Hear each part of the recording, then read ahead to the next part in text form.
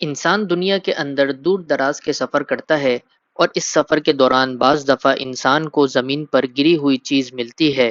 ان چیزوں سے متعلق ہمارے دین نے، ہمارے نبی نے کیا رہنمائی کی ہے، وہ ہم آج اس ویڈیو میں جانیں گے کہ آیا اس چیز کو ہم اٹھا لیں یا اس کو وہیں رہنے دیں، اور اگر اٹھائیں تو اس کے ساتھ کیا کریں۔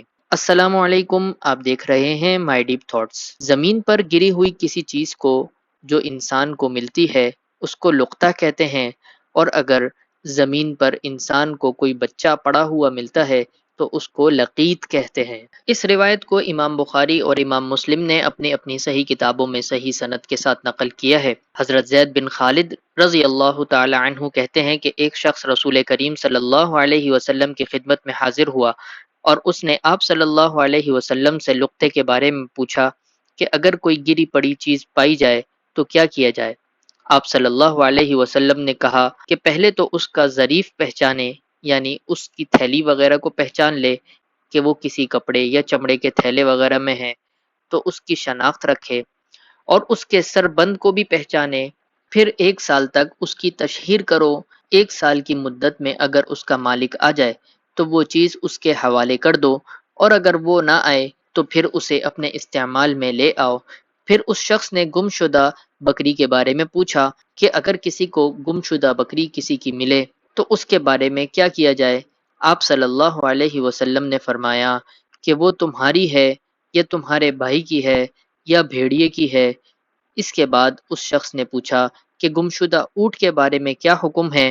آپ صلی اللہ علیہ وسلم نے فرمایا تمہیں اس سے کیا مطلب، یعنی اسے نہ پکڑو کیونکہ وہ ضائع ہونے والی چیز نہیں ہے، اس لیے اس کو پکڑنے کی ضرورت نہیں، کیونکہ اس کے ساتھ اس کا پانی ہے اور اس کے پاس اس کے موزے ہیں کہ جب تک وہ اپنے مالک کے پاس نہیں پہنچے گا پانی تک جا سکتا ہے اور درخت کے پتے کھا سکتا ہے۔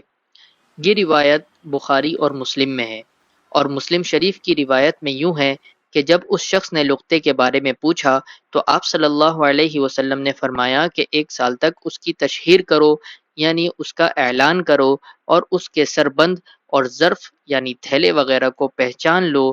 اس مدت تشہیر میں اگر اس کا مالک نہ آئے تو پھر اسے اپنے استعمال میں لے آؤ، اور اگر اس کے بعد اس کا مالک آ جائے تو اس کی وہ چیز بشرطے کہ تمہارے پاس جوں کی توں موجود ہو تو اس مالک کو دے دو، ورنہ اس کی قیمت ادا کرو۔ اسلام ایک دین کامل ہے، اور دین اسلام میں ہر چیز کی رہنمائی موجود ہے، اور تعلیم پر انتہائی زور دیا گیا ہے، حتیٰ کہ عورتوں کی تعلیم پر بھی اسلام نے کافی زور دیا ہے، اور حضور پاک صلی اللہ علیہ وسلم کی ازواج مطہرات کی کتنی تعلیم تھی، اور ان سے کون کون سے صحابہ مستفید ہونے کے لیے آتے تھے۔